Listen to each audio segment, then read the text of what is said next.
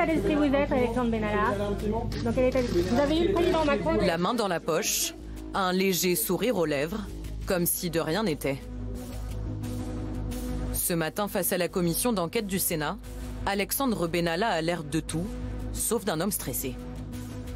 Je vous invite à prêter serment de dire toute la vérité, rien que la vérité. Levez la main droite et dites « Je le jure ». Je le jure. Toute la vérité, rien que la vérité, pendant 2h30 d'audition. Le but des sénateurs, déterminer le rôle exact qu'a pu jouer l'homme à tout faire d'Emmanuel Macron. Simple chargé de mission ou monsieur sécurité de l'Élysée. Pouvez-vous ici, sous serment, nous confirmer qu'à aucun moment, à l'Élysée, vous n'avez exercé de mission relevant de la police ou de la sécurité? Je vous le confirme. Je n'ai jamais été ni policier, ni garde du corps du président de la République. La coordination des services de sécurité, je pense vous avoir expliqué par mon parcours, c'est vrai que j'ai une petite connaissance du domaine de la sécurité. Il ne consistait pas à être le chef de la sécurité de l'Élysée. Il consistait à conduire un certain nombre de réunions, de réflexions.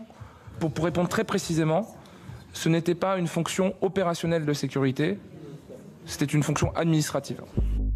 Pas de fonction opérationnelle, mais sur le terrain, Alexandre Benalla est omniprésent aux côtés d'Emmanuel Macron. Au Touquet, en balade à vélo, ou à Giverny cet été, il ne quitte pas le président.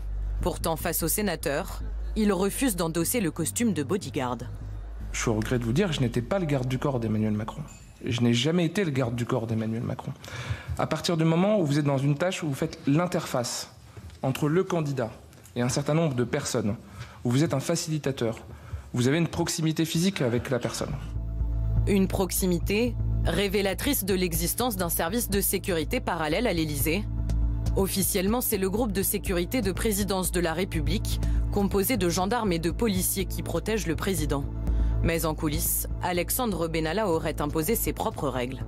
Comment se fait-il que lors des auditions, les syndicats de police que nous avons auditionnés aient parlé du fait que vous les terrorisiez?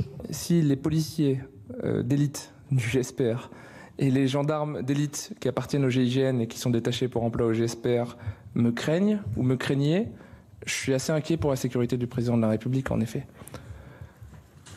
De mémoire, il n'y a jamais eu aucun incident avec aucun officier de sécurité du GSPR. Pour la plupart, ce sont des camarades avec qui on s'entend bien.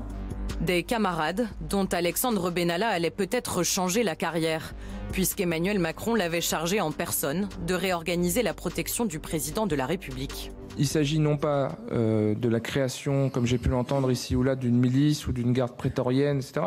Il s'agit juste simplement de suivre les recommandations de la Cour des comptes, qui, sur 3 années consécutives de contrôle du budget de l'Élysée, a dit qu'il y avait des incohérences. Aux sénateurs maintenant de dessiner le portrait robot au contour encore flou d'Alexandre Benalla.